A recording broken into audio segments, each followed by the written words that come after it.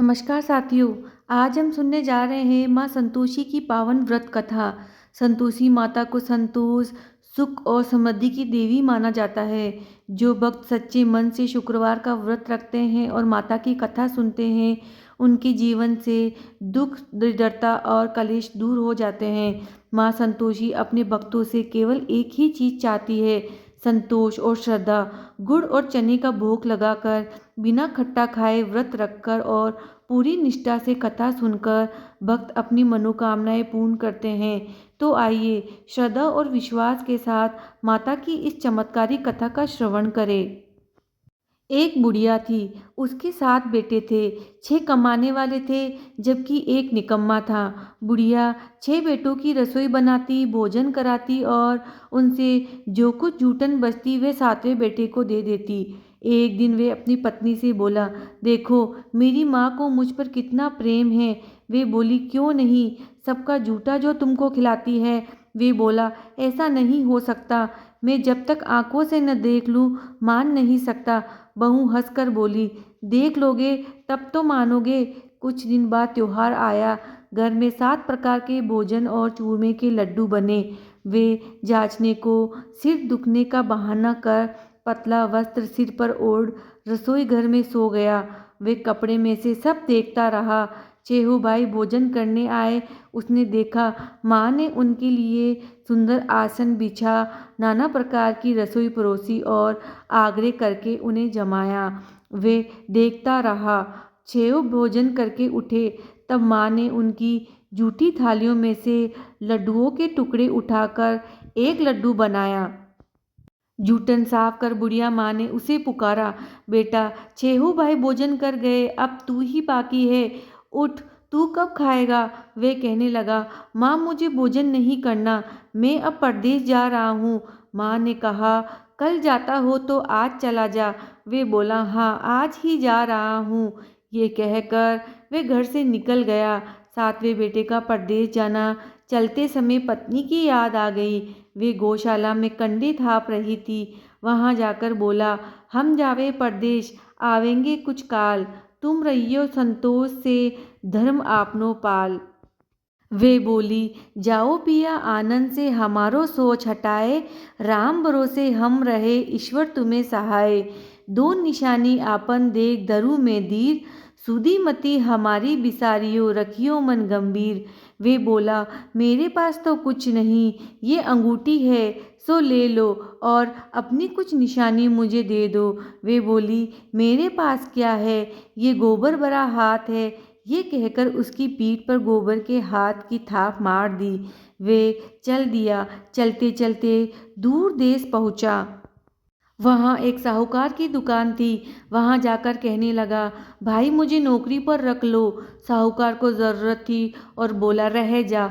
लड़के ने पूछा, तनख्वाह क्या दोगे। साहूकार ने कहा, काम देखकर दाम मिलेंगे। साहूकार की नौकरी मिली और सुबह वे 7 बजे से 10 बजे तक नौकरी करने लगा। कुछ दिनों में दुकान का सारा लेन देन, हिसाब किताब, ग्राहकों को माल बेचना, सारा काम करने लगा। साहूकार के 7-8 नौकर थे। वे सब चक्कर खाने लगे, ये तो बहुत होशियार बन गया है। सेठ ने भी काम देखा और 3 महीने में ही उसे आधे मुनाफे का हिस्सेदार बना लिया। वह कुछ वर्ष में ही नामी सेठ बन गया और मालिक सारा कारोबार उस पर छोड़कर चला गया। इधर उसकी पत्नी को सास ससुर दुख देने लगे। सारी गृहस्थी का काम करा के उसे लकड़ी लेने जंगल में भेजते। इस बीच घर के आटे से जो भूसी निकलती, उसकी रोटी बनाकर रख दी जाती और फूटे नारियल की नारियली में पानी। एक दिन वे लकड़ी लेने जा रही थी। रास्ते में बहुत सी स्त्रियां संतोषी माता का व्रत करती दिखाई दी। वे वहाँ खड़ी होकर कथा सुनने लगी और पूछा, बहनों तुम किस देवता का व्रत करती हो और उसके करने से क्या फल मिलता है। यदि तुम इस व्रत का विधान मुझे समझा कर कहोगे तो मैं तुम्हारा बड़ा एहसान मानूंगी। तब उनमें से एक स्त्री बोली, सुनो, ये संतोषी माता का व्रत है। इसके करने से निर्धनता, दरिद्रता का नाश होता है और जो कुछ मन में कामना हो सब संतोषी माता की कृपा से पूरा होता है। तब उसने उससे व्रत की विधि पूछी। वह स्त्री बोली, 1.25 आने का गुड़ चना लेना, इच्छा हो तो 5.25 आने का लेना, 1.25 रुपया का लेना, सहूलियत के अनुसार लेना, बिना परेशानी और श्रद्धा से जितना भी मन पड़े सवाया लेना, प्रत्येक शुक्रवार को निराहार रहकर कथा सुनना, इसके बीच क्रम टूटे नहीं, लगातार नियम का पालन करना, सुनने वाला कोई न मिले तो घी का दीपक जलाकर उसके आगे या जल के पात्र को सामने रखकर कथा कहना, जब कार्य सिद्ध न हो नियम का पालन करना और सिद्ध हो जाने पर व्रत का उद्यापन करना, 8 लड़कों को भोजन कराना, जहाँ तक मिले देवर जेठ भाई बंधु के हो, नहीं मिले तो रिश्तेदार और पास पड़ोसियों को बुलाना और उन्हें भोजन कराकर यथाशक्ति दक्षिणा दे माता का नियम पूरा करना, उस दिन घर में खटाई न खाना। ये सुन बुढ़िया के लड़के की बहू चल दी। रास्ते में लकड़ी के बोझ को बेच दिया और उन पैसों से गुड़ चना ले माता के व्रत की तैयारी कर आगे चली और सामने मंदिर देखकर पूछने लगी, ये मंदिर किसका है? सब कहने लगे, संतोषी माता का मंदिर है। ये सुनकर माता के मंदिर में जाकर चरणों में लौटने लगी, दिन को विनती करने लगी, माँ मैं निपट अज्ञानी हूँ, व्रत के कुछ भी नियम नहीं जानती, मैं दुखी हूँ, हे माता जगत जननी मेरा दुख दूर कर, मैं तेरी शरण में हूँ। माता को दया आई। एक शुक्रवार बीता कि दूसरे को उसके पति का पत्र आया और तीसरे शुक्रवार को उसका भेजा हुआ पैसा आ पहुँचा। ये देख जेठ जेठानी मुँह सिकोड़ने लगे, लड़के ताने देने लगे, काकी के पास पत्र आने लगे, रुपया आने लगा, अब तो काकी की खातिर बढ़ेगी। बेचारी सरलता से कहती, भैया कागज आवे रुपया आवे, हम सब के लिए अच्छा है। ऐसा कहकर आंखों में आंसू भरकर संतोषी माता के मंदिर में आ मातेश्वरी के चरणों में गिरकर रोने लगी, माँ मैंने तुमसे पैसा कब मांगा? मुझे पैसों से क्या काम, मुझे तो अपने सुहाग से काम है, मैं तो अपने स्वामी के दर्शन मांगती हूँ। तब माता ने प्रसन्न होकर कहा, जा बेटी तेरा स्वामी आएगा। ये सुनकर खुशी से बावली होकर घर में जाकर काम करने लगी। अब संतोषी माँ विचार करने लगी, इस भोली पुत्री को मैंने कह तो दिया कि तेरा पति आएगा, लेकिन कैसे? वह तो इसे स्वप्न में भी याद नहीं करता, उसे याद दिलाने को मुझे ही जाना पड़ेगा। इस तरह माताजी उस बुढ़िया के बेटे के पास स्वप्न में प्रकट हो कहने लगी, साहूकार के बेटे सो रहा है या जागता है? वह कहने लगा, माता सोता भी नहीं जागता भी नहीं हूँ, कहो क्या आज्ञा है? माँ कहने लगी, तेरे घर बार कुछ नहीं है। वह बोला, मेरे पास सब कुछ है, माँ बाप है, बहू है, क्या कमी है? माँ बोली, बोले पुत्र तेरी बहू घोर कष्ट उठा रही है, तेरे माँ बाप उसे परेशानी दे रहे हैं, वे तेरे लिए तरस रही है, तू उसकी सुध ले। वे बोला, हाँ माताजी ये तो मालूम है, परंतु जाऊँ तो कैसे? परदेश की बात है, लेन देन का कोई हिसाब नहीं, कोई जाने का रास्ता नहीं आता, कैसे चला जाऊँ?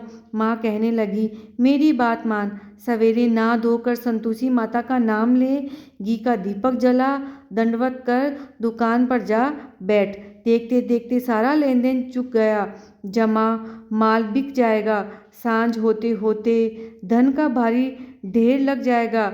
अब बूढ़े की बात मानकर वे नहा धोकर संतोषी माता को दंडवत घी का दीपक जलाकर दुकान पर जा बैठा। थोड़ी देर में देने वाला रुपया लाने लगे, लेने वाले हिसाब लेने लगे। कोठे पर बड़े सामान के खरीदार नकद दाम में सौदा करने लगे। शाम तक धन का भारी ढेर लग गया। मन में माता का नाम ले चमत्कार देख प्रसन्न हो घर ले जाने के वास्ते गहना कपड़ा सामान खरीदने लगा। यहाँ काम से निपट तुरंत घर को रवाना हुआ। उधर उसकी पत्नी जंगल में लकड़ी लेने जाती है। लौटते वक्त माताजी के मंदिर में विश्राम करती है और वे तो उसके प्रतिदिन रुकने का जो स्थान ठहरा। धूल उड़ती देख माता से पूछती है, हे माता ये धूल कैसे उड़ रही है? माता कहती है, हे पुत्री तेरा पति आ रहा है, अब तू ऐसा कर लकड़ियों के 3 बोझ बना ले, एक नदी के किनारे रख, दूसरा मेरे मंदिर पर वे तीसरा अपने सिर पर। तेरे पति को लकड़ियों का गट्ठर देख मोह पैदा होगा। वे यहाँ रुकेगा, नाश्ता पानी खाकर माँ से मिलने जाएगा। तब तू लकड़ियों का बोझ उठाकर जाना और चौक में गट्ठर डालकर जोर से आवाज़ लगाना, लो सासू जी, लकड़ियों का गट्ठर लो, भूसी की रोटी दो, नारियल के खोपड़ी में पानी दो, आज मेहमान कौन आया है।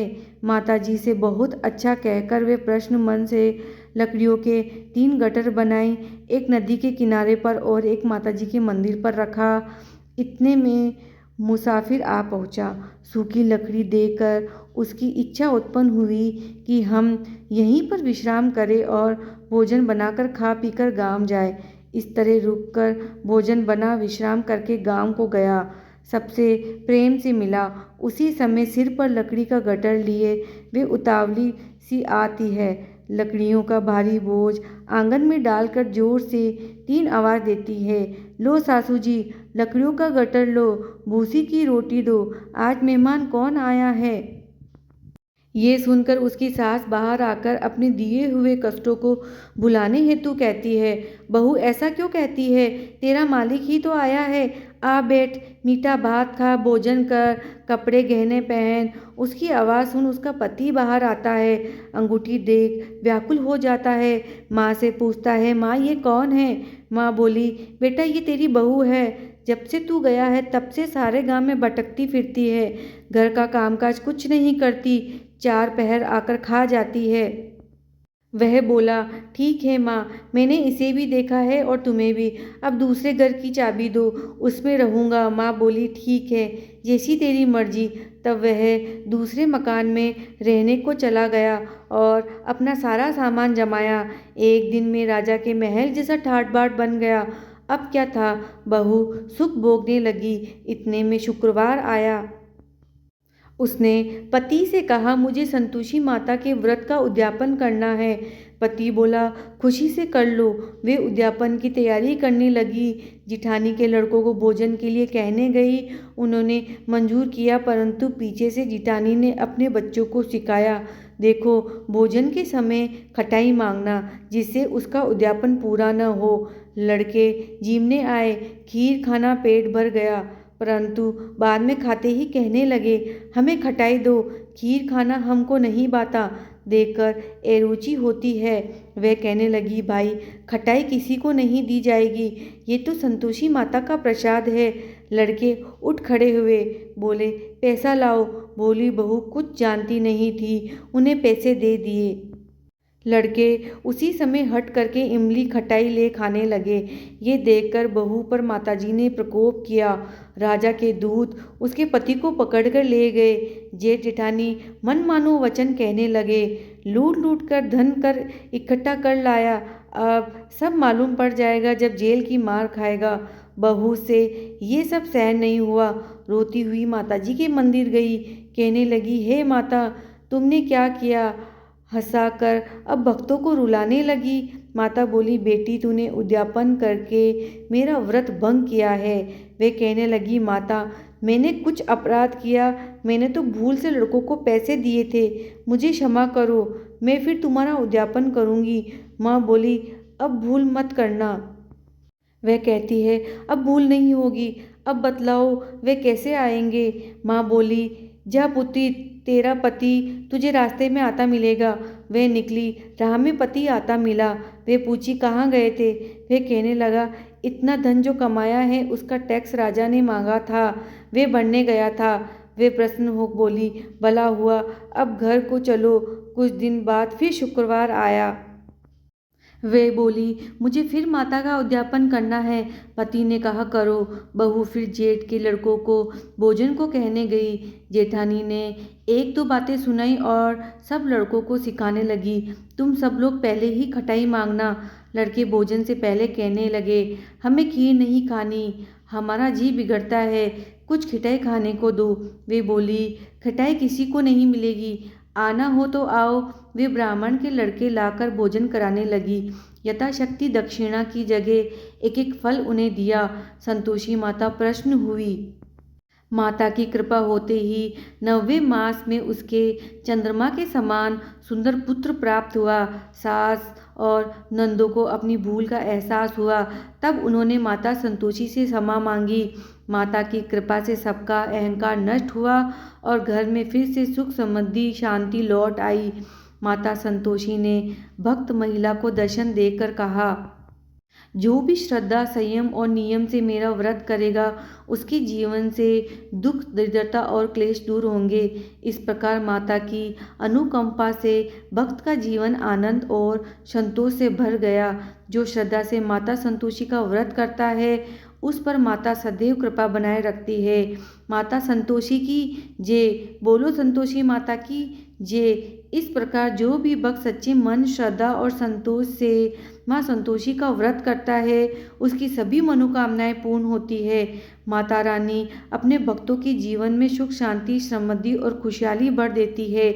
आइए हम सब मिलकर प्रार्थना करें, जय माँ संतोषी। माँ हमारे जीवन में संतोष प्रेम और आनंद बनाए रखे।